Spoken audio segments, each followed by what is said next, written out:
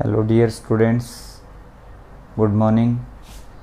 आपका अपने YouTube channel maths with Mukesh Changra में हार्दिक स्वागत है। आज का जो आपका चैप्टर रहेगा class 10th real number exercise 1.1 हमने प्रीवियस लेक्चर में की थी। आज हम एक्सरसाइज 1.2 को सोल्व करेंगे। एक्सरसाइज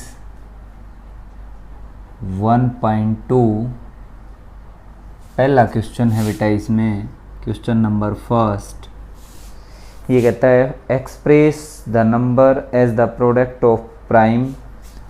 पहला पार्ट है इसका 140, सेकंड पार्ट है इसका 156, थर्ड पार्ट है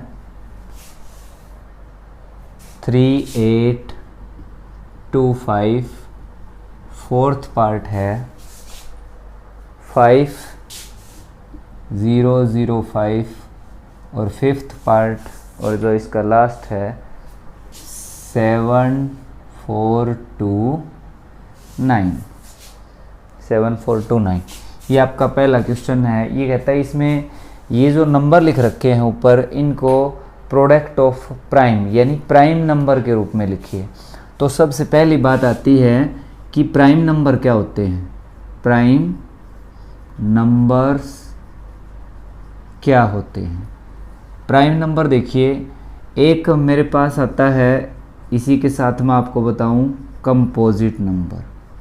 कंपोजिट नंबर प्राइम नंबर होते हैं। जैसे सपोज करो मैंने कोई नंबर लिख दिया 2 3 4 5 6। अब इनमें जैसे मैंने लिख दिया 2 3 4 5 6 1 7 8 9 10, इस तरह से डॉट डॉट डॉट मैं नंबर लिखता हूँ। इनमें से आपको बेटा प्राइम नंबर छांटने हैं कौन से हैं। तो प्राइम नंबर वो नंबर होंगे जो डिवाइड होंगे किससे, या तो 1 से या इटसेल्फ मीन्स खुद से। जो नंबर या तो खुद से डिवाइड होगा या 1 से डिवाइड होगा, वो कैसा नंबर होगा आपका प्राइम। एक्सेप्ट 1, एक को छोड़ के, यानी एक को उसमें नहीं लेंगे। तो अब मेरा जो सबसे पहला नंबर आता है वो क्या है 2। देखिए एक से डिवाइड हो रहा है और खुद से डिवाइड हो रहा है। अगला आता है 3 कैसा नंबर है प्राइम। क्यों? क्योंकि ये खुद से डिवाइड हो रहा है और 3 से डिवाइड हो रहा है। अब जो अगला नंबर आता है बेटा 4 एक प्राइम नंबर नहीं है। क्यों? क्योंकि ये आपका 1 से भी डिवाइड हो रहा है, 4 से भी डिवाइड हो रहा है और 2 से भी डिवाइड हो रहा है। तो ये डिवाइड हो गया किससे, मोर देन 2 से, यानी 1 2 और 4 से डिवाइड हो रहा है। तो जो नंबर मोर देन 2 से डिवाइड होगा तो वो कैसा नंबर होगा आपका कंपोजिट नंबर हो जाएगा। तो ये तो हो गया आपका कंपोजिट। अगले पर आते हैं 5 भी ऐसा ही नंबर है जो कि किससे डिवाइड हो रहा है, या तो 1 से हो रहा है या आपका 5 से डिवाइड हो रहा है। अगला है इसके बाद 6 के मैं फैक्टर बनाऊं बेटा तो क्या बढ़ेंगे 1 2 3 और 6, यानी 6 है वो 1 से भी डिवाइड हो रहा है, 6 है वो 2 से भी डिवाइड हो रहा है, 6 है वो 3 से भी डिवाइड हो रहा है, 6 है वो 6 से भी डिवाइड हो रहा है, यानी मोर देन 2 से डिवाइड हो गया। तो मोर देन 2 से डिवाइड होगा तो वो कैसा नंबर होगा कंपोजिट। तो हमने दो चीज़ें सीखी कि prime number divided by 1 and itself. तो सबसे पहला जो मैंने लिखा प्राइम नंबर, तो इसकी डेफिनेशन क्या थी, number divided by 1 and itself. Number divided by 1 and itself called prime number. कैसा नंबर होगा वो प्राइम नंबर होगा। इसके बाद दूसरा है कंपोजिट नंबर। कंपोजिट नंबर क्या होता है, नंबर इसमें एक्सेप्ट 1 और लिखेंगे, एक्सेप्ट 1, एक को छोड़ के, ठीक है। कंपोजिट नंबर होगा number divided by more than 2 factor, more than 2 factors, जो 2 से ज़्यादा से भाग जाएगा वो कैसा नंबर होगा? आपका कंपोजिट नंबर होगा। इसके बाद थोड़ा सा हम और आगे बढ़े बेटा, जैसे को प्राइम, मैंने क्या लिखा? को प्राइम, क्योंकि इस चैप्टर में जो भी कंटेंट आएगा वो मैं सारे आपके सामने एक्सप्लेन करूंगा। को प्राइम नंबर क्या होते हैं? Two number are said to be co-prime if their HCF is 1। दो नंबर को प्राइम कब होंगे बेटा? जब उनका HCF है वो क्या होगा? आपका 1 होगा। जैसे मैंने लिख दिया 3 और 4, इनका HCF निकालो तो क्या आएगा? 1। तो 3 और 4 कैसे नंबर हैं? को प्राइम। एक बात और, जैसे यहां से नोट करें आप कि 2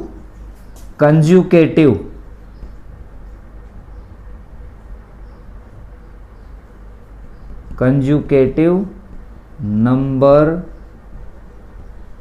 आर ऑलवेज को प्राइम।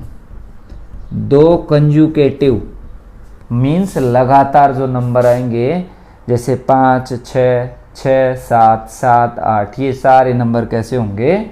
को प्राइम नंबर होंगे। तो ये तो था आपका नंबर्स के बारे में, जैसे को प्राइम क्या होते हैं, प्राइम क्या होते हैं, कंपोजिट क्या होते हैं। अब जो क्वेश्चन दे रखा है हम उसको सोल्व करेंगे। इसने कहा था कि 140, 156, 3825, 5005, 7429, ये जो सारे नंबर हैं इनको आपको प्राइम फैक्टर के रूप में लिखना है, यानी जिसके और से ज़्यादा टुकड़े ना हो सके। अब पहला क्वेश्चन देखिए, क्वेश्चन नंबर फर्स्ट। यहाँ जो मैंने लिख रखा है वो क्या है आपका? 140। 140 मेरा नंबर है। 140 के बेटा मैं फैक्टर बनाऊं तो इसको सबसे पहले देखो, हम छोटी क्लासों में सीखते आए हैं 2 से डिवाइड करेंगे 70, 2 से डिवाइड करेंगे 35 और 5 से डिवाइड करेंगे, क्योंकि अब 2 से डिवाइड होगा नहीं, 3 से भी नहीं होगा, तो 5 से ये आगे। तो 140 के जो प्राइम फैक्टर आए बेटा वो क्या आए? 2 मल्टीप्लाई 2 मल्टीप्लाई 5 मल्टीप्लाई 7। तो इसको और थोड़ा सा एक्सप्लेन करके लिखूं तो 2 की पावर 2, क्योंकि 2 की 2 बार गुणा है, फिर है मेरे पास 5 और फिर है 7। तो प्राइम फैक्टर आपके 140 के क्या हो जाएंगे? ये हो जाएंगे। इसी तरह से 156 के बना सकता हूँ, इसके बना सकता हूँ, इसके भी बना सकता हूँ और इसके भी बना सकता हूँ। अब मैं आपके सामने लास्ट वाला क्वेश्चन है वो सॉल्व करने जा रहा हूँ, क्योंकि सेम है, इसमें कुछ नहीं करना ऐसा। तो आप इसका 5th पार्ट देखेंगे, उसमें क्या है? 7429। अब देखिए आप डिवाइड करें बेटा तो ये 2 से डिवाइड नहीं होगा। क्यों?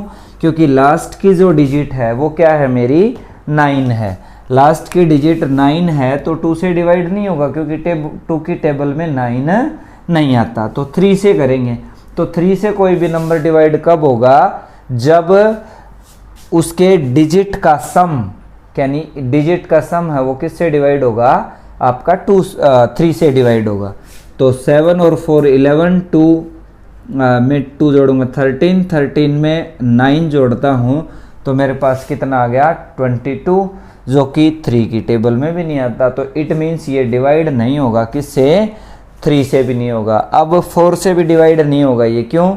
क्योंकि 2 से डिवाइड नहीं, लास्ट की जो 2 डिजिट हैं वो आपकी 29 है, जो कि 4 की टेबल में नहीं आती, तो 4 से डिवाइड नहीं होगा। 5 से भी नहीं हो रहा, क्योंकि लास्ट के डिजिट 0 और 5 होनी चाहिए। 6 से भी डिवाइड नहीं होगा, क्योंकि जो नंबर 2 और 3 से डिवाइड नहीं हुआ तो 6 से भी नहीं होगा। अब 7 से देखते हैं इसको।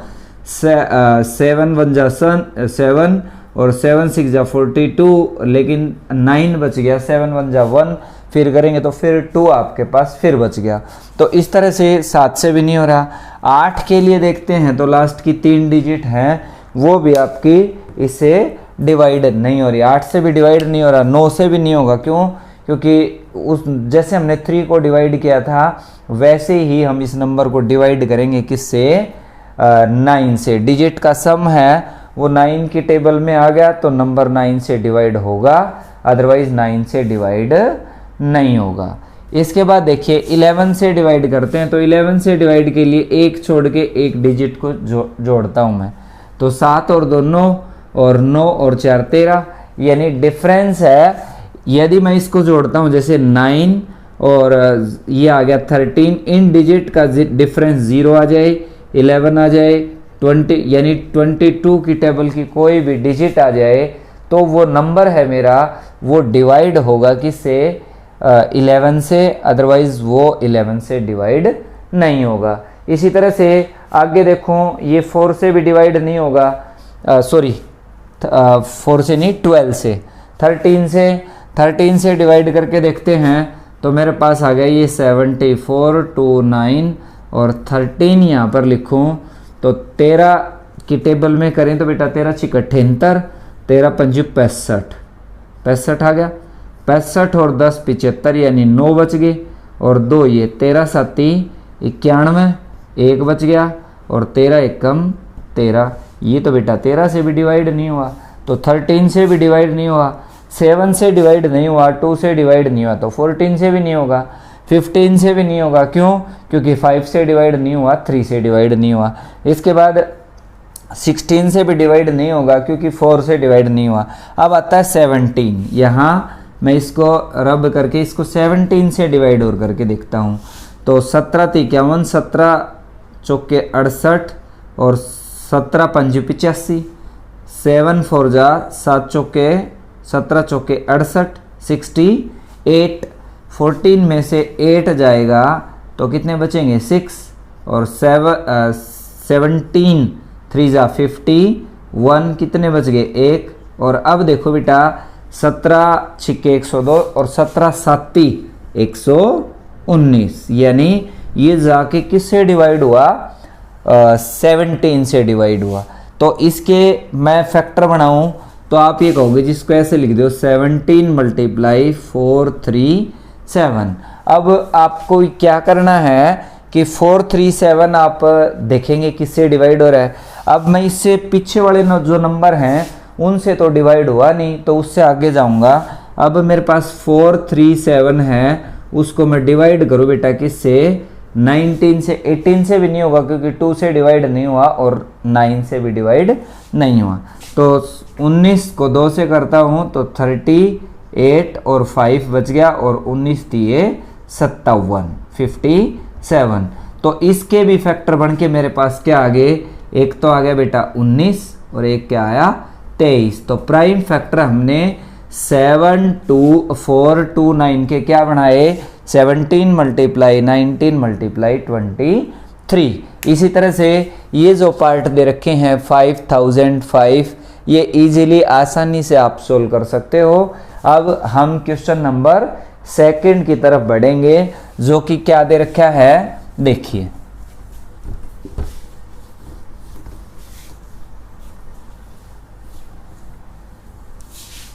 क्वेश्चन 2 है, यहां पर दे दिया बेटा कि LCM and HCF of the following pair verify that LCM cross HCF is equal to product of A cross B. ये क्वेश्चन सोल्व करवाऊं उससे पहले मैं आपको इसका कंसेप्ट समझाना चाहूं कि 2 नंबर दे रखे हैं बेटा। लेट ए, इधर से लिखता हूं मैं, let A and B are 2 number, A और बी 2 नंबर हैं। तो ये कहता है कि LCM of A B multiply HCF of A B is equal to product of A and B. A कोई नंबर है, कोई भी नंबर दे रखा है, इसी तरह से बी कोई नंबर है, तो ए और बी की जो प्रोडक्ट आएगी, मतलब मल्टीप्लाई जो आएगी, वो किसके बराबर होगी? ए और बी जो दो नंबर लिए थे उनका एलसीएम, और ए और बी जो दो नंबर लिए थे उनके एचसीएफ के बराबर। अब जैसे इसी क्वेश्चन को मैं आगे सोल्व करूं, जैसे इसने पहला क्वेश्चन दे रखा है 26 और 19, फाइंड एलसीएम, मतलब वेरीफाई करना है आपको कि 26 और 91 जो नंबर है मेरे, उनको इस तरह से वेरीफाई करिए। तो ए की जो वैल्यू है वो मेरे पास 26 है, बी की वैल्यू है वो मेरे पास 91 है। अब देखिए मैं निकालू बेटा एलसीएम ऑफ 26 एंड 91, मतलब दोनों नंबर का क्या निकालूं मैं? एचसीएफ निकालूं। तो दोनों नंबर का एचसीएफ और एलसीएम, सॉरी एलसीएम लिख रखा है, एलसीएम निकालूं तो क्या आएगा? यहाँ से आप इनको इकट्ठा ऐसे निकाल दो, जैसे 26 है उसको आप क्या लिख सकते हो? 2 × 13, और 91 है उसको आप लिख सकते हो 7 × 13। अब एलसीएम ऑफ ए बी का एलसीएम कितना होगा? एक तो जो कॉमन पार्ट आता है वो लेंगे आप 13, और इसके अलावा जैसे इसमें 2 बच गया, 2 इसमें नहीं है तो 2 को लिख दीजिए, इसमें 7 है, इसमें 7 नहीं है तो आप 7 को लिख दीजिए।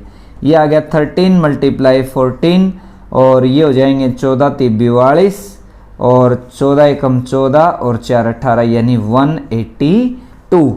तो एलसीएम कितना आया इन दो नंबर का? 182। अब इसी तरह से एचसीएफ निकालने जा रहा हूं मैं, एचसीएफ ऑफ 26 एंड 91।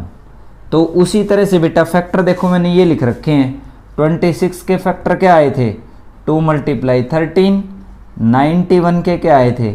7 × 13। तो एचसीएफ जो होगा वो कितना होगा? इन दोनों में जो सबसे बड़ी चीज़, ऐसी चीज़ जो दोनों में कॉमन है, तो वो क्या है? 13। तो एचसीएफ कितना हो जाएगा इसका? 13। अब मेरे पास एचसीएफ ऑफ ए बी कितना आया? 13।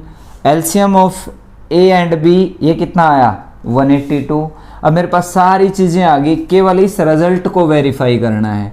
एलसीएम ऑफ ए बी आया 182, तो इसकी जगह लिख दूँ LCM of A B 182, multiply क्या था? HCF of A B, HCF of A B कितना आया? 13 इज इक्वल टू प्रोडक्ट किसकी बेटा? ए बी की। ए और बी की जो प्रोडक्ट आएगी, ए कितना था? 26 और बी कितना था? 91।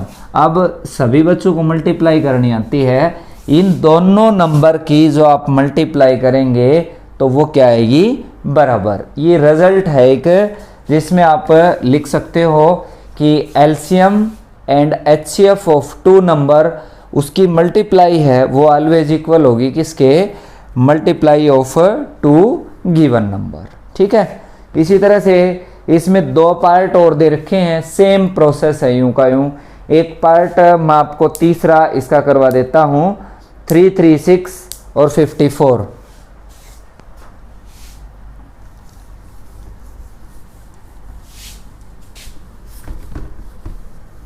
3, 3, 6, 3, 3, 6 और 54।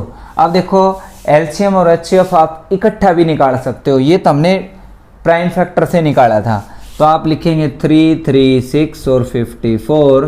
तो मैं इसको डिवाइड करूँ बेटा, 2 से डिवाइड हो रहा है तो 2 1 जा 2 और 2 6 जा 12, 2 8 जा 16 और 27। अब देखिए 2 से डिवाइड ये तो हो रहा है लेकिन ये नहीं हो रहा, तो आप क्या करेंगे? 3 से देखो, 3 5 15, 1 3 6 18 और 3 में 27। अब इससे आगे मेरे हिसाब से ये नंबर कोई ऐसी संख्या नहीं है जिससे सेम डिवाइड हो।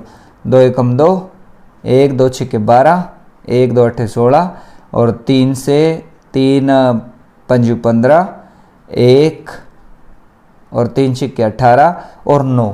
तो अब यहाँ पर देखो मेरे पास क्या आया, मैं एलसीएम निकालूं, एलसीएम ऑफ ए बी तो कितना आएगा 2 मल्टीप्लाई 3 मल्टीप्लाई 9 मल्टीप्लाई 56। और एचसीएफ निकालूं मैं, एचसीएफ ऑफ ए बी तो जो दोनों को डिवाइड कर रहे हैं वो संख्याएं लेनी है, यानी 2 मल्टीप्लाई 3। अब क्या करना है कि एलसीएम ऑफ ए बी कितना आया, ये रहा, और multiply HCF of A B ये कितना आया 2 multiply 3 is equal to product of 2 number. पहला नंबर था 336 और दूसरा नंबर था 54। आप इन दोनों की मल्टीप्लाई करेंगे तो आपके पास सेम टर्म आ जाएंगी। अब क्वेश्चन नंबर 3 है, उसको सोल्व करेंगे आप। क्वेश्चन नंबर 3, तीसरा जो क्वेश्चन दे रखा है बेटा उसमें क्या है कि find HCF and LCM of the following integer by applying the prime factorisation method, यानी प्राइम फैक्टर मेथड से एचसीएफ और एलसीएम निकालेंगे आप। जैसे इसने दे दिया, क्वेश्चन है मेरे पास फर्स्ट 12, 15 और 21,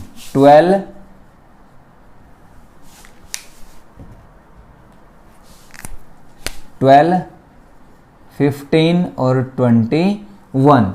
आप देखो ये कहता है कि आप यहां से प्राइम फैक्टर को अप्लाई करके इसका क्या निकालेंगे, एचसीएफ और एलसीएम निकालेंगे। तो 12 के प्राइम फैक्टर बनाए बेटा 2, 2 और 3, 15 के प्राइम फैक्टर बनाए 3 और 5, 21 के प्राइम फैक्टर बनाए 3 मल्टीप्लाई 7। तो एचसीएफ क्या हो जाएगा, इन तीनों में सबसे बड़ी संख्या ऐसी देखो जो कॉमन हो, तो आप कहेंगे जी 3 इसमें भी है, इसमें भी है, इसमें भी है, तो एचसीएफ कितना हो जाएगा 3। LCM, LCM of A B और ये सी 3 नंबर हैं, तो एलसीएम में क्या आएगा, जो कॉमन टर्म आई है वो तो एक बार लिख दो। इसमें क्या बच गया 5, इसमें क्या बच गया 7 और इसमें क्या बच गया 4। तो एलसीएम कितना हो जाएगा 5 तिये 15, 15 चौके 60 और 60 के साथ से करेंगे तो 420, यानी 6 7 42 420। तो इस तरह से मैंने क्या किया कि प्राइम फैक्टर से इनका एचसीएफ और एलसीएम निकाल के दिखा दिया। 2 पार्ट और हैं सेम एज इट इज, आप उनको सोल्व कर सकते हो।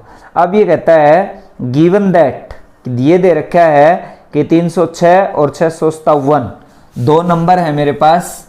दो नंबर क्या हैं 306 और 657। एचसीएफ ऑफ 306 एंड दूसरा नंबर क्या है मेरे पास 657। इनका जो एचसीएफ दे रखा है वो कहता है कि किसके बराबर है 9 के। फाइंड क्या निकालना है एलसीएम, एलसीएम निकालना है इनका क्या होगा। तो देखिए यहां मैंने लिखा था कि LCM of A B multiply HCF of A B equal to product of A B की मल्टीप्लाई के बराबर था। तो यहां पर आप देखेंगे क्या कि दो नंबर, इसमें से इसने एचसीएफ 2 नंबर तो दे ही रखे हैं, तो 2 नंबर कौन कौन से हैं आप ऐसे रख दो 306 और दूसरा है 657। अब ये कहता है इनका जो एलसीएम है वो निकालना है और दे क्या रखा है एचसीएफ कितना है 9, तो इसकी जगह रख दिया 9 मल्टीप्लाई ये क्या है मेरे पास LCM of A B, LCM of A B आ गया। अब यहां से एलसीएम की वैल्यू पूछता है एलसीएम ऑफ ए बी, तो क्या करेंगे आप ये जो 9 मल्टीप्लाई का है तो इधर आके किसका हो जाएगा डिवाइड का, तो 306 मल्टीप्लाई 657 डिवाइडेड बाई 9, तो 9 से इसको डिवाइड करें 9 तिये 27, 3 और 9 चौके 36, यानी 34 मल्टीप्लाई 657। इनकी मल्टीप्लाई कर देंगे, जो रिजल्ट आएगा वो क्या हो जाएगा एलसीएम ऑफ ए बी। ये क्वेश्चन था मेरा क्वेश्चन नंबर 4। अब क्वेश्चन नंबर 5 को देखिए।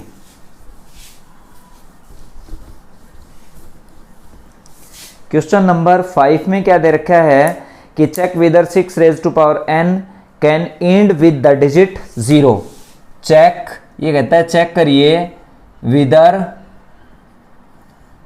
6 raise to power n can end with digit 0। क्या 6 रेज टू पावर n ये कहता है कभी 0 से समाप्त होगा, मतलब उसके लास्ट में जो डिजिट आएगी वो 0 हो सकती है। वैसे जनरली सोच के देखें, n की जगह सपोज करो बेटा मैंने 1 रख दिया तो 6 आ गया, 2 रख दिया तो 36 आ गया, 3 रख दिया 216 आ गया, 4 रख दिया तो ये कितना आ जाएगा, इसकी 6 से करूँ तो 16 छिकम 96 और 6 दूनी 12, यानी लास्ट में क्या आता जा रहा है, 6 ही आता जा रहा है। मतलब 6 और 5 और 0 और 1 ऐसे नंबर हैं जिनको आप कितनी बार लास्ट डिजिट यदि किसी नंबर की ये है जो मैंने बताई, जैसे 0 है, 1 है, 6 है, 5 है, इनको कितनी बार मल्टीप्लाई करिए, लास्ट की डिजिट क्या रहनी है आपकी, 5 ही रहनी है। तो यहाँ से अपने को पता चल गया क्या कि 6 रेज टू पावर n है, उसके लास्ट में तो बेटा क्या आएगा, 6 ही आएगा आपके पास। ये कहता है check whether 6 raise to power n can end with the digit 0। क्या कभी ये 0 से समाप्त हो सकता है, तो आप लिखेंगे 6 raise to power n can not end with digit 0।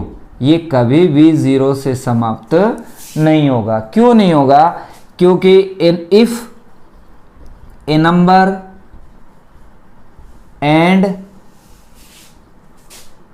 With digit 0 it must contain 2 and 5। यानी कोई भी डिजिट 0 से समाप्त होगी तो उसके वो क्या उसके प्राइम फैक्टर में क्या आना चाहिए, 2 और 5। 6 के प्राइम फैक्टर बनाऊं तो 2 और 3 आ रहे हैं, इसमें 5 नहीं है, तो ये कभी भी आपका 0 से समाप्त नहीं होगा।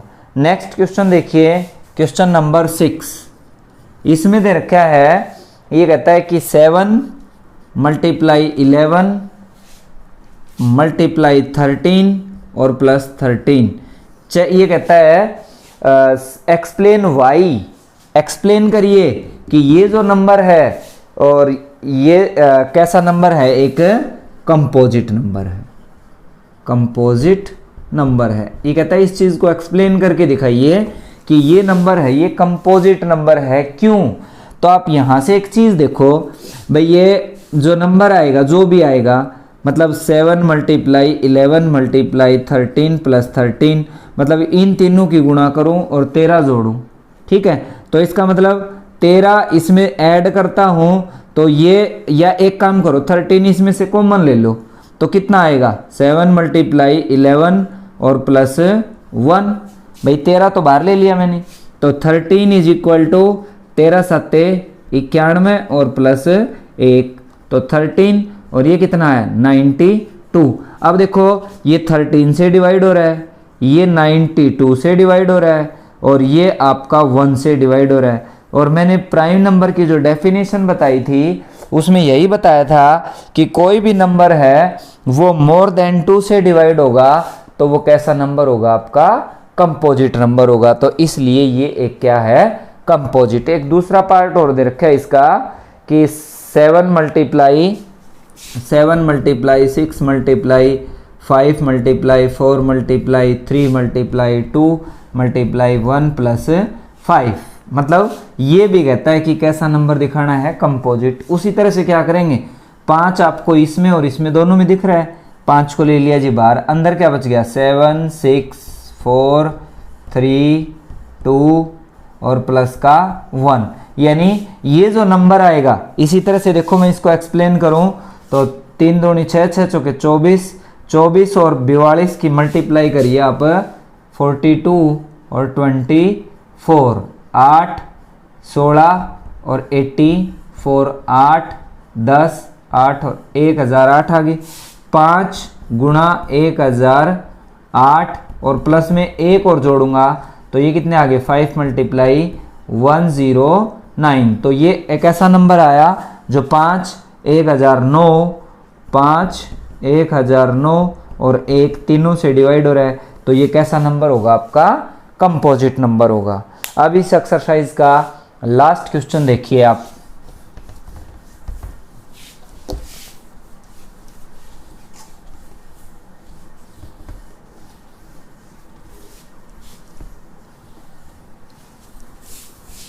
लास्ट क्वेश्चन क्या है, there is a circular path around a sports field. कोई जैसे सर्कुलर पाथ है अराउंड ए स्पोर्ट्स फील्ड, यानी जैसे पार्क वगैरह में हम चक्कर नहीं लगाते हैं, तो इस तरह से कहता है कि रनिंग ट्रैक है, कोई यूं दे रखा है बार बार से, सुबह सुबह जॉगिंग करते हैं। तो ये कहता है कि 2 बच्चे हैं, एक सोनिया है और एक रवि। सपोज करो वो यहाँ से स्टार्ट करते हैं, तो दोनों की दौड़ तो बेटा देखो में भी सेम हो भी सकती है, लेकिन ये कहता है एक ज़्यादा स्पीड से दौड़ रहा है और एक कम स्पीड से दौड़ रहा है। ठीक है, तो एक चीज़ देखो, जिसकी स्पीड ज़्यादा है तो वो अपना चक्कर जल्दी काट के यहाँ पर आ जाएगा, जिसकी स्पीड कम है तो वो इस पहले वाले की बजाय थोड़ा सा, सपोज करो पहले ने अपना चक्कर यहाँ पूरा कर दिया तो दूसरा स्पीड कम है तो यहाँ पर होगा, यानी ये गैप आएगा। अब ये कहता है कि हाउ मैनी टाइम, कितने समय के बाद वे दोनों स्टार्टिंग पॉइंट पर क्या होंगे, इकट्ठे होंगे। तो अब यहाँ पर देखो रवि अपना जो एक चक्कर लगाता है वो 12 मिनट में लगाता है। Ravi complete 1 round in 12 minute. Sonia complete 1 round in 18 minute. अब देखो बच्चे को डाउट होता है, कंफ्यूज होता है यहाँ पर क्या कि इसका एचसीएफ निकालूं या एलसीएम निकालूं, ये चीज़ तो नहीं पता। ये कहता है कि कम से कम कितने। अब देखो ज़्यादा से ज़्यादा के केसेस में, मैक्सिमम केसेस में हम क्या निकालते हैं उसका एचसीएफ, और कम से कम का मतलब क्या है कि कम से कम कितने समय के बाद वो दोनों इकट्ठे होंगे। तो कम से कम वाले केस में क्या निकालते हैं, एलसीएम। तो या तो ये तो है नहीं भी ज़्यादा से ज़्यादा कितना समय लेंगे वो इकट्ठे होंगे, हम यही बोलेंगे कि कम से कम कितने समय के पश्चात दोनों इसी पॉइंट के ऊपर आ जाएंगे। तो यहाँ पर एलसीएम ऑफ 12 एंड 18 इज 12 और 18 का एलसीएम निकालना है बेटा।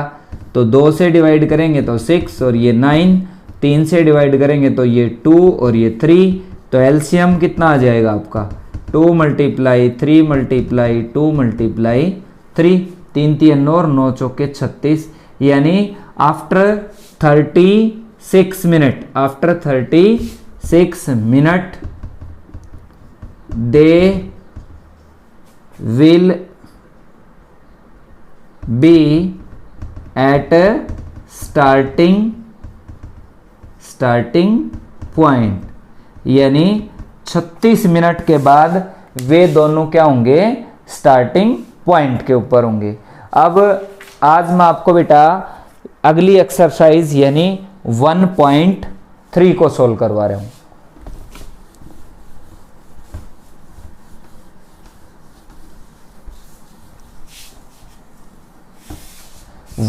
.3 में देखो ये कहता है कि prove that √5 is irrational number.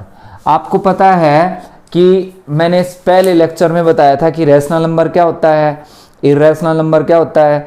तो रैशनल नंबर के केस में हमने बताया था जिस नंबर को आप पी वाई क्यू की फॉर्म में लिख सके, जिसमें पी और क्यू क्या हो, दोनों इंटीजर हो और क्यू है वो 0 के बराबर ना हो, तो वो क्या होगा, आपका रैशनल नंबर होगा। अब ये कहता है कि √5 इज इर्रेशनल नंबर। अपने को पता है कि √5 एक इर्रेशनल नंबर है, लेकिन फिर भी ये कहता है कि इस चीज को प्रूव करके दिखाओ कि √5 एक इर्रेशनल नंबर है। और ये आप किससे करेंगे बेटा, मेथड ऑफ कंट्राडिक्शन से। कंट्राडिक्शन मतलब आप मान के चलेंगे जो दे रखा है उसका उल्टा मान के चलेंगे, यानी √5 यहाँ पर कैसा आपको पता है कि इर्रेशनल नंबर है। इर्रेशनल क्यों है? जैसे आप ये कहोगे जी इसको ऐसे भी तो लिख सकते हो आप, p/q की फॉर्म में हो गया ये। p और q है वो 0 के बराबर भी नहीं है, क्योंकि रैशनल की जो डेफिनेशन थी उसमें यही था कि नंबर p/q की फॉर्म में होगा और q है वो 0 के बराबर नहीं होगा। तो p/q की फॉर्म में हो गया और q 0 है। लेकिन अगली कंडीशन एक और थी कि p एंड q क्या होने चाहिए? इंटीजर होने चाहिए। अब यहाँ पर आप चेक करते हैं कि √5 क्या इंटीजर है? नहीं है। इंटीजर नहीं है तो ये आपका एक रैशनल नंबर भी नहीं है। ठीक है। अब ये कहता है रैशनल नहीं है तो p/q के फॉर्म में है, कैसा है? इर्रेशनल। अब ये कहता है ये प्रूव करके दिखाओ कि √5 है ये कैसा नंबर है? एक इर्रेशनल। तो देखो जो दे रखा है बेटा उसका उल्टा मान के चलेंगे। यहां से मैं लिखता हूं let if possible √5 is a rational number. ठीक है जी, मैंने क्या मान लिया कि √5 क्या है? एक रैशनल नंबर है। आपको पता है ये रैशनल नहीं है, ये इर्रेशनल है, लेकिन फिर भी मैंने इसको क्या मान लिया? एक रैशनल। क्यों? क्योंकि मान तो आप किसी चीज को कुछ भी सकते हैं, जैसे माना मूलधन 100 रुपये, हो सकता है अपने पास 1 रुपया भी नहीं हो, लेकिन फिर भी हम 100 मानते हैं। तो मानने को ये मान लिया बेटा मैंने क्या कि √5 क्या है? एक रैशनल नंबर। अब सीधी सी बात है, आप कहोगे जी √5 एक रैशनल है तो इसकी फॉर्मेशन कैसी होगी? p/q की फॉर्म में होगी, जहां पर p और q क्या होंगे? इंटीजर होंगे। अब मैं क्या करता हूं बेटा? स्क्वायर करता हूं both side, squaring on both sides, दोनों तरफ स्क्वायर करता हूं। कितना आ गया? √5 का square is equal to p/q का होल स्क्वायर। ठीक है जी। अब √5 का स्क्वायर आ गया 5। क्यों? क्योंकि स्क्वायर से स्क्वायर रूट कट जाएगा। रूट किसी की पावर कितनी होती है? रूट को हटाऊंगा तो उसकी जगह मैंने 1/2 लिख दिया, ऐसे लिख दीजिए इसको। और ये इसका क्या है? स्क्वायर, तो इससे ये कट जाएगा, क्या बचेगा? 5 बचेगा। यानी इस √5 का स्क्वायर करता हूं तो कितना आ गया? 5। कोई भी नंबर लेते हो आप उसका रूट करेंगे तो उसका रूट हटा के खाली वो संख्या लिख देंगे। इसका मतलब देखो √5 और √5 दो बार है, क्योंकि इसकी पावर 2 है तो 2 बार लिख दिया। इन दोनों की मल्टीप्लाई करेंगे तो आपके पास क्या आएगा? √25, जिसको सोल्व करूंगा तो मैं कितना आता है? 5। तो इस तरह से मैंने इसको लिख दिया कि √5 का स्क्वायर तो 5 आ गया और इधर कितना आया? p²/q²। अब देखिए ये लिख दिया मैंने कि ये p²/q² है। अब बेटा मैं क्रॉस मल्टीप्लाई करता हूं तो कितना आ गया? 5q², इसकी इसके साथ, इसकी इसके साथ, इक्वल टू 1 की p² के साथ करूंगा तो p² आ जाएगा। अब मेरे पास आ गया देखो q² इज इक्वल टू 5, इधर मल्टीप्लाई का है तो इधर आके किसका होगा? डिवाइड का, यानी 5 से डिवाइड कर दूंगा। तो ये कितना आ गया? q² is equal to p²/5। इसका मतलब क्या हुआ कि p² इज डिविजिबल बाई 5, यानी p² है वो भाग जाएगा किससे? 5 से। तो p is also divisible by 5। अब देखो आप ये कहोगे जी कैसे लिख दिया? p की वैल्यू ले ली मैंने, 5 ले ली, p² करूंगा तो कितना आया? 25, 5 से भाग जा रहा है। अब p² 5 से भाग जा रहा है तो जो p की वैल्यू है 5 वो भी तो 5 से भाग जा रही है, तो यही तो लिखा है मैंने p² डिवाइडेड बाई 5, तो p is also divided by 5। अब देखिए मैंने क्या किया कि मैंने ये दिखा दिया कि जो p इसका न्यूमरेटर था वो किससे डिवाइड हो रहा है? 5 से।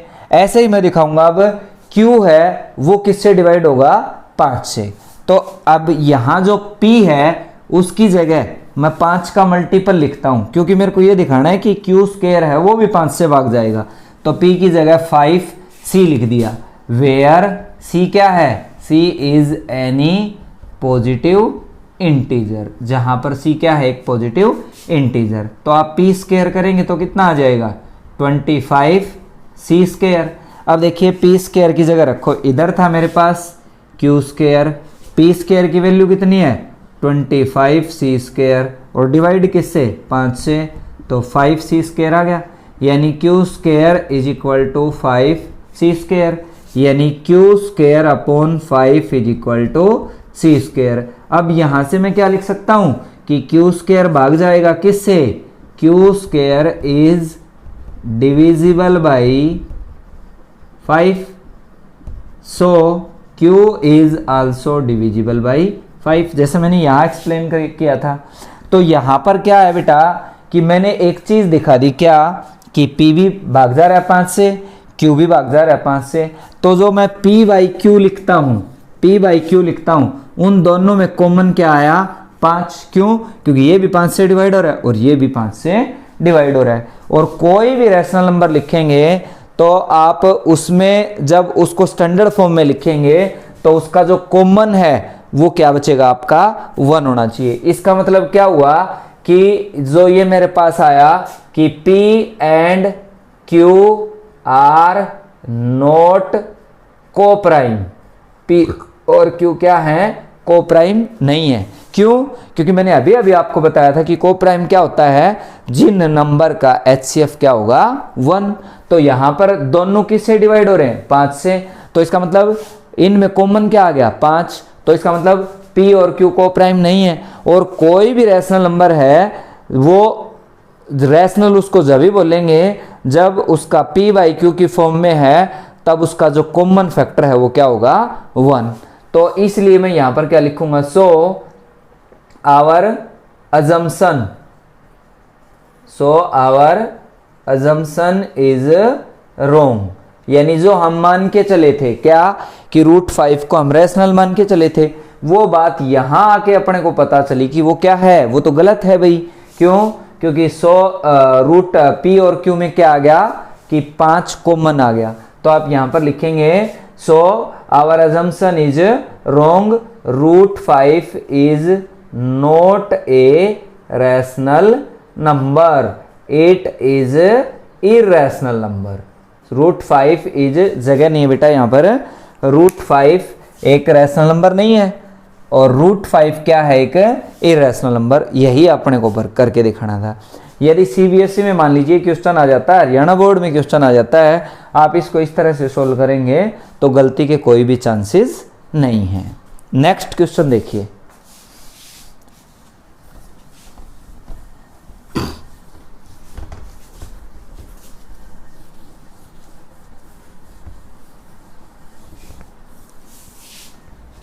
दूसरा जो क्वेश्चन दे रखा है वो क्या कहता है कि 3 + 2 √5 is irrational, is an irrational, 3 + 2 √5। अब जो आप क्वेश्चन है जो बच गए इसके वो बहुत आसान है बेटा, 3 + 2 √5। अब ये कहता है कि ये दिखाओ कि 3 + 2 √5 कैसा नंबर है, is an irrational number.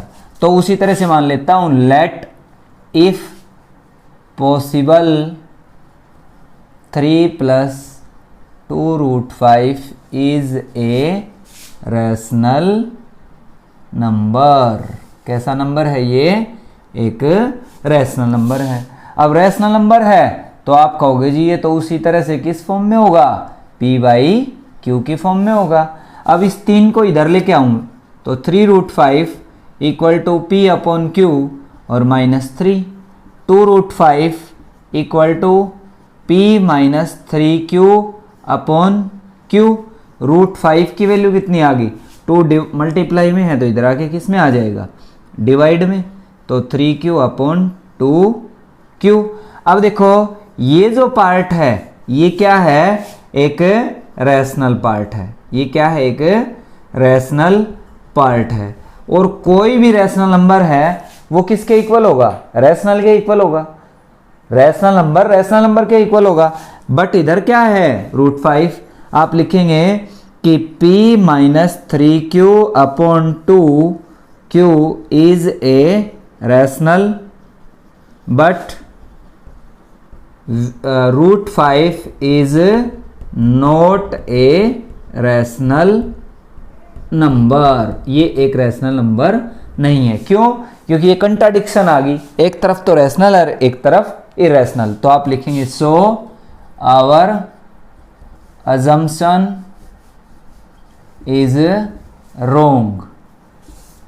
3 plus 2 root 5 is not a rational number.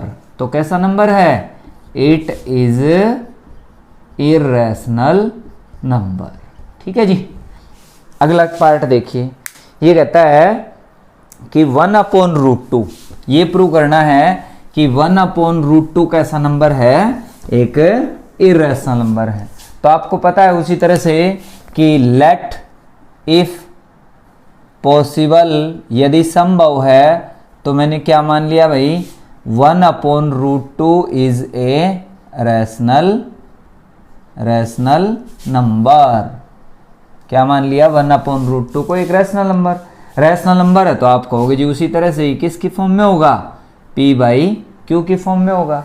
तो आप क्या करेंगे? √2 ऊपर और √2 नीचे, रैशनलाइज कर दिया। इसको क्या लिखूंगा? Rationalise the denominator. Rationalise the denominator. कितना आ गया? √2/2 इज इक्वल टू P/Q। अब इस 2 को इधर लेके जाऊं, √2 इधर कितना आया? 2P/Q। अब देखो जो अभी क्वेश्चन करवाया था सेम आ गया कि √2 तो कैसा है? इरेशनल, लेकिन ये क्या है? एक रैशनल। तो आप लिखेंगे 2P/Q is a rational and √2 is not a rational number. ये एक रैशनल नंबर नहीं है। अब देखो एक तरफ तो आ गया इरेशनल, एक तरफ आ गया रैशनल, तो ये क्या हो गया? जो ऊपर लेके चले थे उसका कंट्राडिक्शन हो गया। सो आवर अजम्पशन इज रोंग। जो मान के चले थे वो क्या था बेटा? गलत था। तो आप ये लिखेंगे कि 1/√2 is not a rational number. ये एक रैशनल नंबर नहीं है। It is irrational number. ये कैसा नंबर है? एक इर्रेशनल नंबर है। ठीक है। इसी तरह से आपका जो अगला क्वेश्चन है, अगला जो पार्ट है इसका 7√5। 7√5।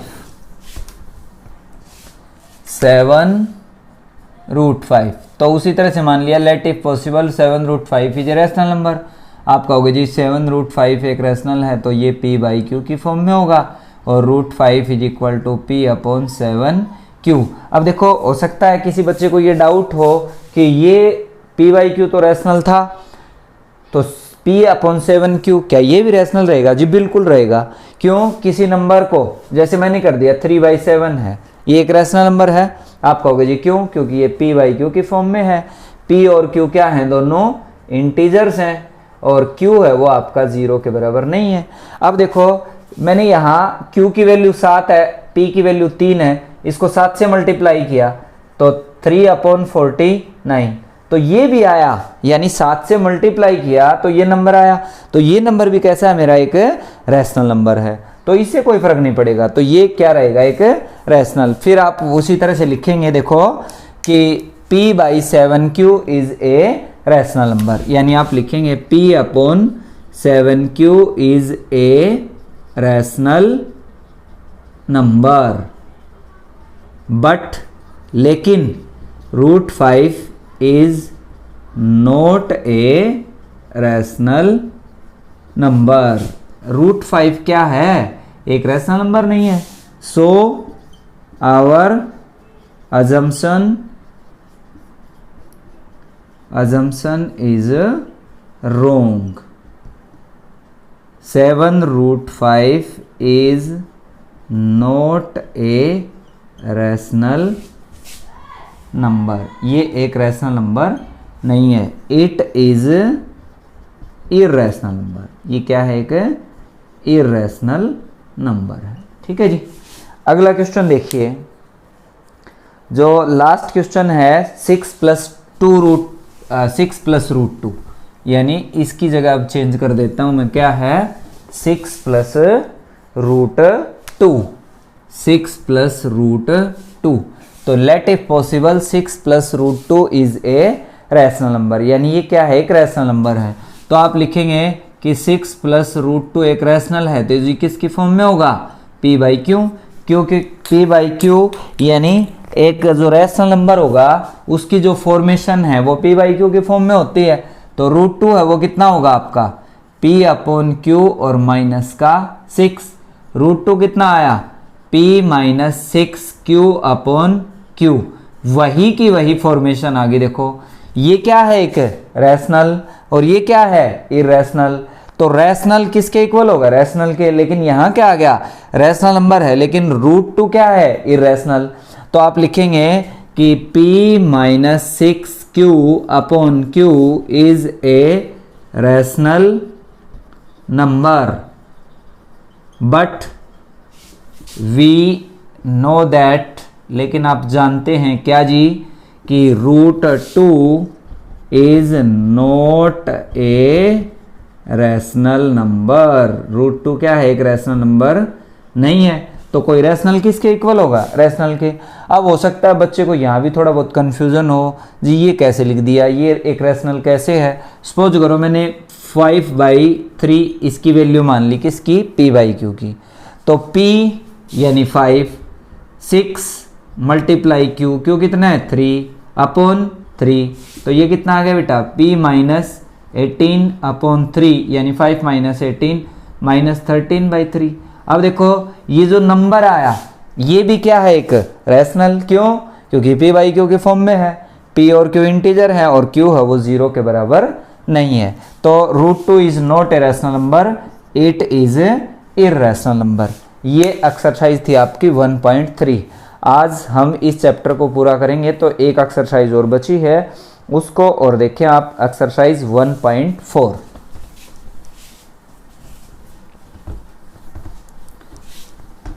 एक्सरसाइज 1.4 करवाने से पहले बेटा इसके एक दो कंसेप्ट हैं, मैं आपको वो बता देता हूं।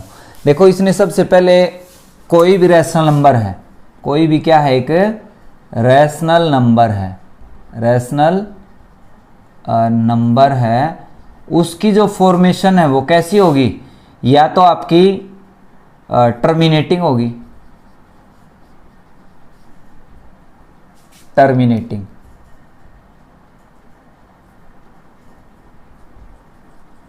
टर्मिनेटिंग या नॉन टर्मिनेटिंग। ठीक है जी, कोई भी रैशनल नंबर है उसकी डेसिमल एक्सपेंशन, कोई भी नंबर है, सॉरी कोई भी नंबर है तो उसकी डेसिमल एक्सपेंशन या तो टर्मिनेटिंग होगी या नॉन टर्मिनेटिंग होगी। ठीक है, रैशनल नहीं, कोई भी नंबर है। ठीक है, कोई भी नंबर जैसे 3/5 रूट 5/7 इस तरह से मैंने कुछ भी लिख दिया। तो जो टर्मिनेटिंग है, टर्मिनेट का मतलब क्या है, टर्मिनेट का मतलब है कि कुछ पॉइंट के बाद पूरा भाग चला जाए, पूरा भाग चला जाए। ठीक है जी, जैसे 3/4 लिख दिया आपने, तो आप ये कहोगे जी 0.75 होता है, इसको डिवाइड करके देखेंगे तो। अब ये देखो पॉइंट के बाद 2 ही डिजिट आई थी, ये पूरा भाग चला गया, तो ये कैसा है आपका, टर्मिनेटिंग है। टर्मिनेट का मतलब होता है शांत, यानी कुछ पॉइंटों के बाद पूरा भाग चला जाए, शांत हो जाए, तो वो होगा आपका शांत दशमलव। नॉन टर्मिनेटिंग, जो भाग जाए ही नहीं, मतलब जैसे 10/3 लिख दिया तो इसको डिवाइड करते रहो जी, 3.33333 इस तरह से आ जाएगा, ये नॉन टर्मिनेटिंग है। अब आप कहोगे जी ये भी रैशनल की फॉर्मेशन थी, सही है जी, बिल्कुल, टर्मिनेटिंग भी और नॉन टर्मिनेटिंग। एक आता है आपका नॉन टर्मिनेटिंग और नॉन रिपीटिंग। ठीक है जी, ये आपकी जो फॉर्मेशन होगी वो कैसी होगी, आपकी इरैशनल नंबर की होगी। कैसी होगी, इरैशनल नंबर की होगी। रैशनल और प्लस इरैशनल इन दोनों को कलेक्शन करता हूं तो क्या आता है मेरे पास, रियल नंबर। तो रैशनल की एक्सपेंशन कैसी होगी, टर्मिनेटिंग होगी, कुछ पॉइंट के बाद भाग चला जाएगा। या नॉन टर्मिनेटिंग, नॉन टर्मिनेटिंग इसके साथ रिपीटिंग और लिखिए बेटा, नॉन टर्मिनेटिंग रिपीटिंग, मतलब भाग तो नहीं जा रहा लेकिन डिजिट है वो रिपीट होने लगी, तो इसको मैं क्या लिखूंगा 3.3 का बार। ठीक है जी, ये लिख दिया। फिर इरेशनल नंबर का जो डेसिमल एक्सपेंशन है वो नॉन टर्मिनेटिंग नॉन रिपीटिंग, मतलब भाग भी नहीं जाएगा पूरा और डिजिट भी रिपीट नहीं होंगी। जैसे मैं लिख दूं 3.1 2 3 4 5 6 7, फिर आ गया 1 5, इस तरह से डिजिट है वो डिफरेंट आती जाएंगी, तो वो कैसा होगा आपका नॉन टर्मिनेटिंग और नॉन रिपीटिंग। तो सबसे पहले तो आपको ये पता होना चाहिए कि टर्मिनेटिंग का क्या होता है, कुछ पॉइंट के बाद भाग चला जाएगा जैसे 3/4। नॉन टर्मिनेटिंग रिपीटिंग क्या होता है, जो कुछ पॉइंट के बाद भाग नहीं जाएगा, नॉन टर्मिनेट मतलब टर्मिनेट नहीं होगा लेकिन डिजिट है वो रिपीट होनी शुरू हो जाएंगी, तो रिपीटिंग लिख दिया मैंने। इसके बाद है नॉन टर्मिनेटिंग, मतलब भाग भी नहीं जाएगा, और नॉन रिपीटिंग डिजिट है वो रिपीट भी नहीं होंगी, जैसे ये है, इसके बाद और कुछ आ जाए, मतलब डिजिट है वो जो ये आई ना 1 2 3 ये दोबारा इकट्ठी नहीं आएंगी, मतलब बदल बदल के आती रहेंगी, इस तरह से सो ऑन चलता रहेगा। अब यहाँ पर देखो ये कहता है कि इस एक्सरसाइज में जो पहला क्वेश्चन है बहुत आसान सा है, तो उसने दे रखा है कि विदाउट एक्चुअली लॉन्ग डिवीजन, बिना भाग दिए आपको ये बताना है कि इसका डेसिमल एक्सपेंशन है वो टर्मिनेटिंग होगा या आपका नॉन टर्मिनेटिंग होगा। अब सीधी सी बात देखिए, जैसे मैं ये कहूं कि कोई भी टर्मिनेटिंग होगा, कोई भी डेसिमल एक्सपेंशन है वो टर्मिनेटिंग होगा, टर्मिनेटिंग होगा, तो उसके लिए क्या होगा, उसके डेनोमिनेटर में, डेनोमिनेटर हैविंग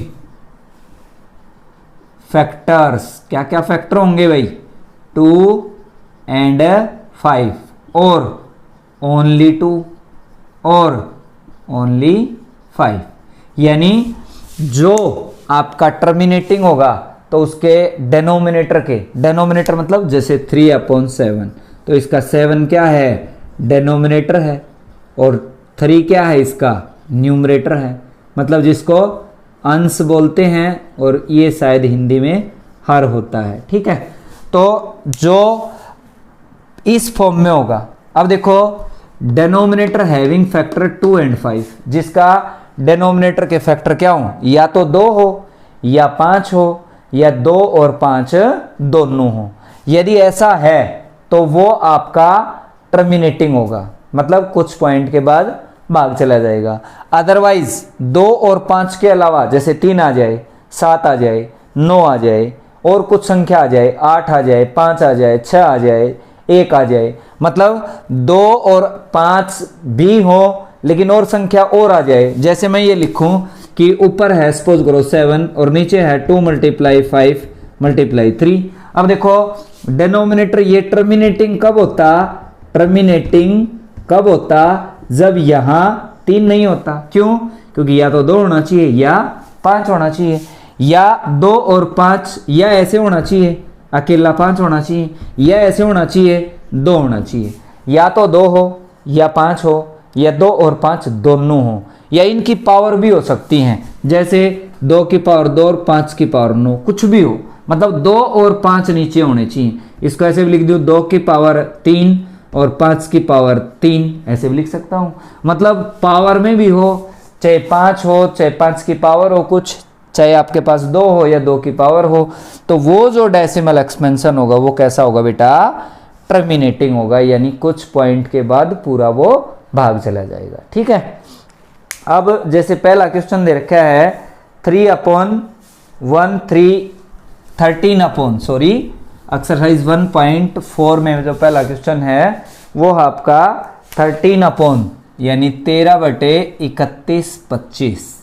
अब ये पूछता है कि without actually performing long division, बिना लंबा भाग दिए आपको क्या करना है, following rational number will have terminating decimal expansion और नॉन टर्मिनेटिंग रिपीटिंग। ये कहता है बिना भाग दिए आपको ये बताना है कि इसका जो डेसिमल एक्सपेंशन है वो टर्मिनेटिंग होगा और इसका नॉन टर्मिनेटिंग होगा। अब देखो आप यहाँ से इसके फैक्टर बनाए बेटा, तो इसको लिख दो 13 और 5 गुणा 625।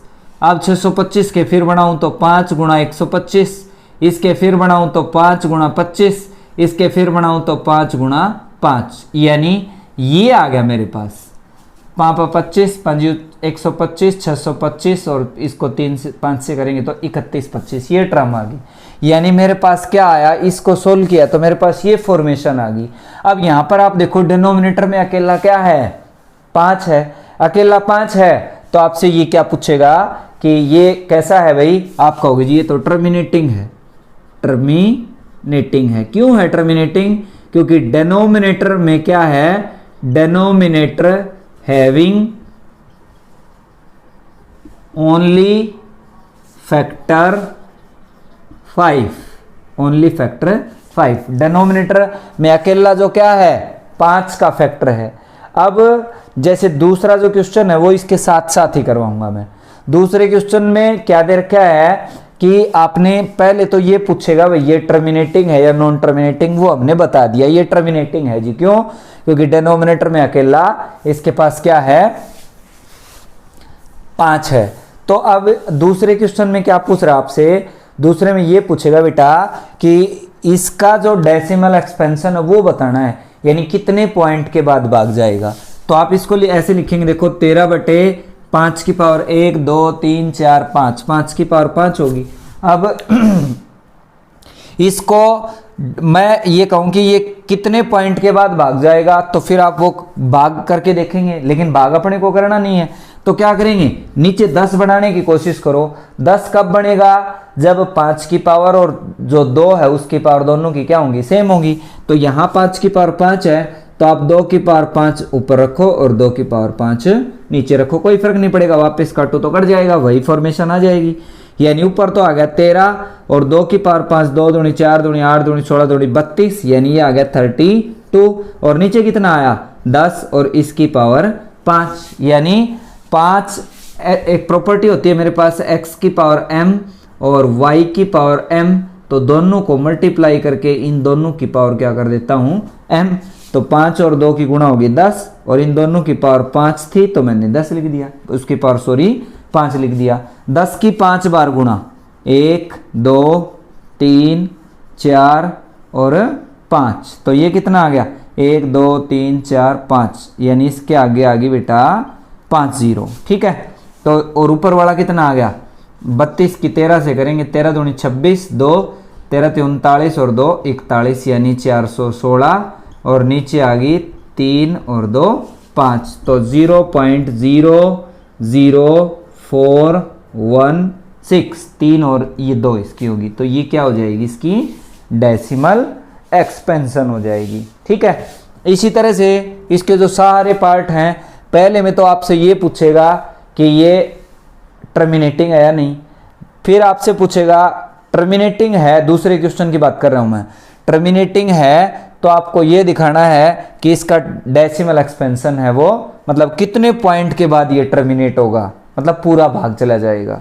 अब देखिए जो दूसरा क्वेश्चन है वो 17/8 क्या दे रखा है, 17/8, 17/8 है, उसको लिखो बेटा मैं 17/8। आप कहोगे जी इसको ऐसे लिख दो 2 की पावर 3, ये तो आपका टर्मिनेटिंग है। एक तो आपसे यही पूछेगा भाई टर्मिनेटिंग है या नॉन टर्मिनेटिंग।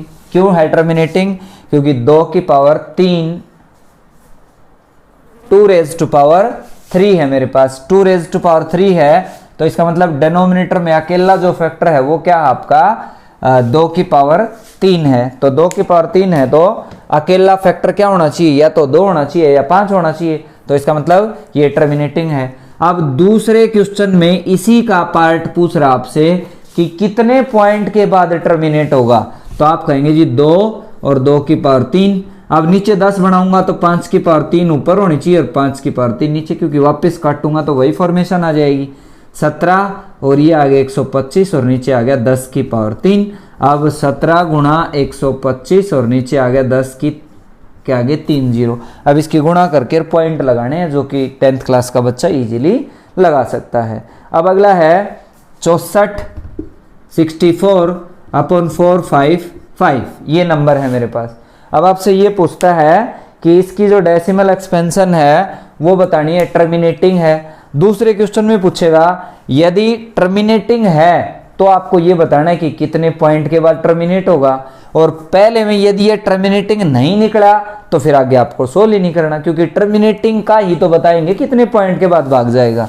तो आप लिखेंगे 64 और नीचे लिख दिया मैंने ये इसको 5 से डिवाइड करूँ तो 5 में 45 और 5 एकम 5 यानी 5 गुणा 91, 91 के फैक्टर बनाऊँ तो बेटा 7 गुणा 13। अब ये मैं ये कहूँगा कि नॉन टर्मिनेटिंग है। कैसा है?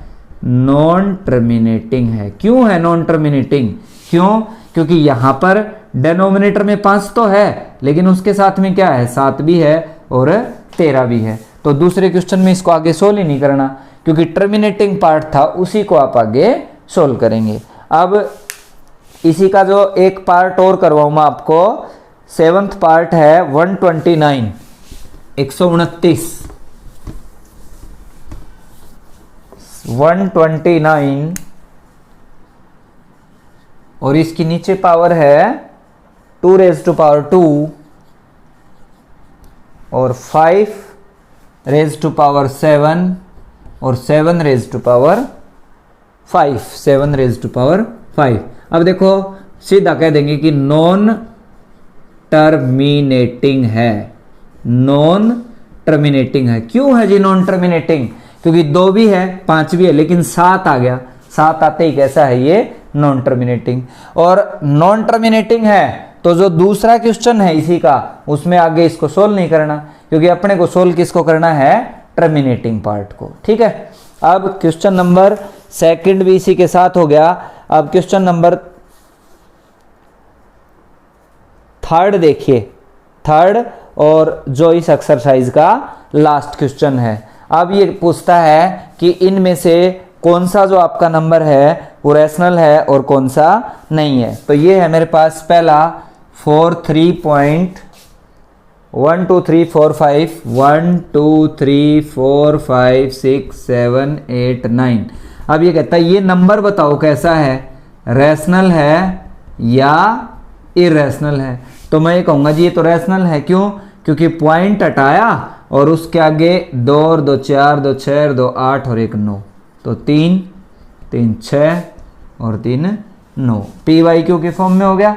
पी और क्यू इंटीजर हैं और क्यू इज नॉट इक्वल 0, तो ये कैसा नंबर हो गया? एक रैशनल। अगला देखो बेटा, दूसरा पार्ट है 0.120 1 2 00 1 2 3 times 0 1 2 4 times 0 and dot dot. ये आपका कैसा नंबर है? इरेशनल नंबर है। क्यों? क्योंकि मैंने आपको बताया था कि उसकी डेसिमल एक्सपेंशन कैसी हो? नॉन टर्मिनेटिंग हो। नॉन टर्मिनेटिंग है जी, क्योंकि डॉट डॉट डॉट लगा रखे हैं।